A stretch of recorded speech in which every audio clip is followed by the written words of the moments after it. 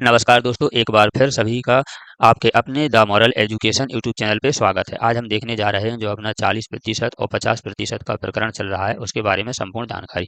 सबसे पहले तो हम आपको बता दें, आप बिल्कुल ये ना सोचें कि 1 तारीख को इसकी लास्ट डेट हो जाएगी, तो हम हार मान जाएँगे, हार जाएँगे और फिर कुछ नहीं हो सकता है। ये सबसे बड़ी भूल होगी अपनी। क्यों? हम आगे देखने जा रहे हैं। 2018 की परीक्षा वाले ईडब्ल्यूएस उम्मीदवारों के लिए खास मौका। इस परीक्षा में पात्रता परीक्षा में क्वालीफाई उम्मीदवार ही शामिल होंगे। इसलिए 2018 की उच्च माध्यमिक शिक्षक पात्रता परीक्षा में शामिल हुए अनारक्षित वर्ग के ऐसे उम्मीदवार जो 90% अंक आने पर अपात्र हो गए थे, जो पहले जनरल में आते थे और जिन्होंने 90% अंक नहीं ला पाए थे, वो डिस्क्वालीफाई हो गए थे।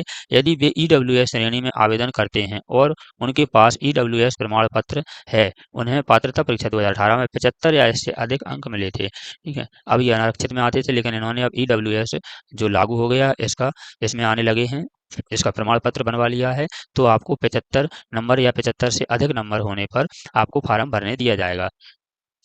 भी चयन परीक्षा में आवेदन कर सकते हैं। अधिकारियों ने बताया है कि बस 2018 में ईडब्ल्यूएस आरक्षण नहीं था। 2018 में ईडब्ल्यूएस का जो आरक्षण है वो नहीं था, इसलिए ऐसे उम्मीदवार जो ईडब्ल्यूएस श्रेणी में आते हैं, उनको शामिल करने का प्रावधान किया गया है। तो आप देखिए 2018 के बाद जब आपका पेपर हुआ, जब कुछ जानकारी नहीं थी, फिर आपका ईडब्ल्यूएस नियम आया। इसके बाद जब ये सभी स्टूडेंट सफल हो सकते हैं, इनका संघर्ष सफल हो सकता है, तो अपन भी अपना 40-50% वाला संघर्ष करते रहेंगे और अंतिम समय तक करते रहेंगे। आज ये 1 तारीख की लास्ट डेट के समझ के आप पीछे ना हटें। तो देखते हैं इसके बारे में और जानकारी। जब ये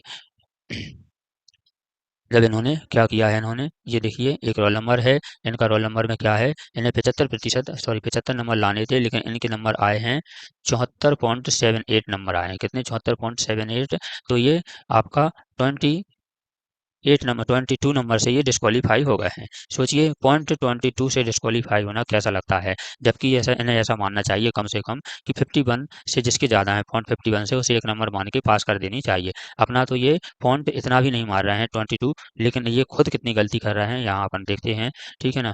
खुद इतनी बड़ी गलती कर रहे हैं।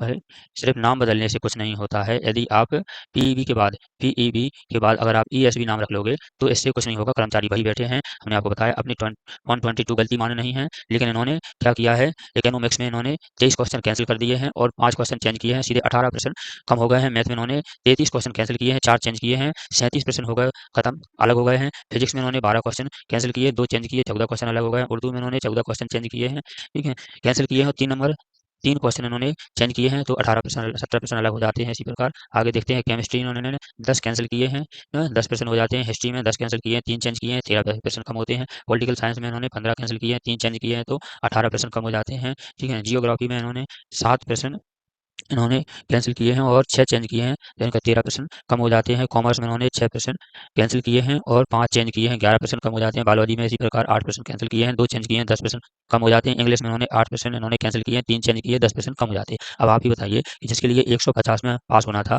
वो अब 130 128 में से 90 नंबर कैसे ला सकते हैं? 90 नंबर लाना बहुत ही टफ हो जाता है। तो इसलिए हमने आपको बताया कि इन्होंने तो 0.22 की गलती भी हो गई, अमान्य है, उसको नॉट क्वालीफाई कर दिया, और हम 37% तक गलत कर रहे हैं, तो कोई बात नहीं।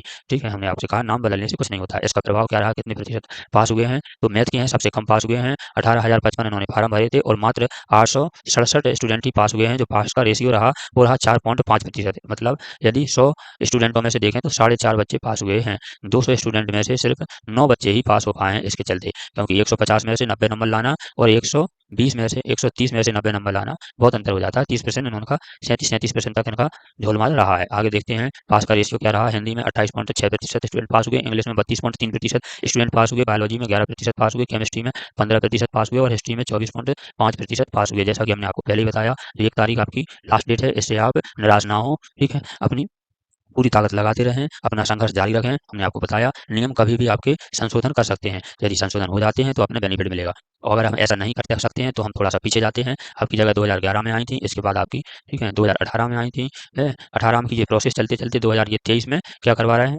अभी प्रोसेस चल रही है। इसका मतलब ये कितना अंतराल हो जाता है, 11 से 23, 11 वर्षों का अंतराल हो जाता है, और अभी भी ये प्रक्रिया पूरी नहीं हुई है। यदि हम इस बार चूक गए तो अब पता नहीं कितने सालों बाद ये नौकरी देखने को मिलेगी, कितने ओवरएज हो जाएँगे, कितनों का भविष्य खराब हो जाएगा, क्योंकि 10-11 साल में अगर आप कोई भी जॉइनिंग नहीं कर पाते हैं, अभी भी प्रोसेस चल रही है, तो सबकी तो लाइफ निकल रही है, समय सबका बढ़ रहा है, उम्र बढ़ रही है, तो सबको प्रॉब्लम होती है। इसलिए आप अपना संघर्ष जारी रहें। आज भी कुछ स्टूडेंट भोपाल जा रहे हैं ज्ञापन देने के लिए, इसके बाद भी जाते रहेंगे, ठीक है? इसलिए आप निराश ना हो। आप सभी को जैसे ही कोई नई अपडेट मिलेगी तो हम अपने चैनल के माध्यम से आपको नई अपडेट बता देंगे। तो हम नई अपडेट प्राप्त करने के लिए आप हमारे चैनल को सब्सक्राइब कर लें, लाइक, शेयर और कमेंट करें। वीडियो देखने के लिए धन्यवाद।